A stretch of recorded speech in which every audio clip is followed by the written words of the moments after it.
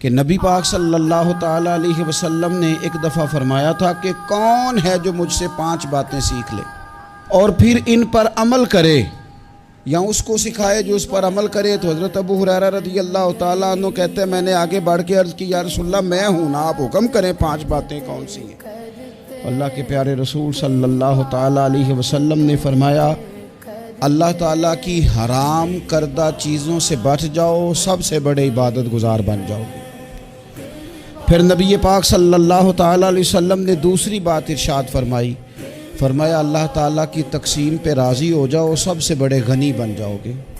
پھر حضور نے تیسری بات ارشاد فرمایا اپنے پڑوسی سے حسن سلوک کرو، مومن بن جاؤ گے.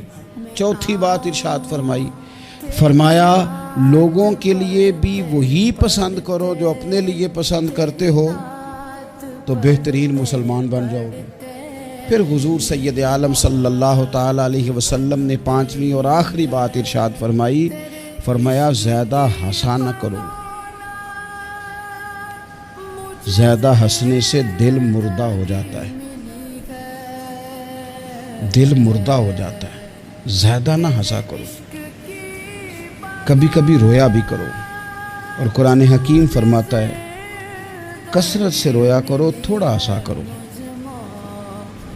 بہت زیادہ ٹھٹھا کرنا، بہت زیادہ مذاق کرنا، زندگی میں ہر وقت کسی نہ کسی شغل میلے کے لیے تیار رہنا، یہ دلوں کو سخت کرتا ہے.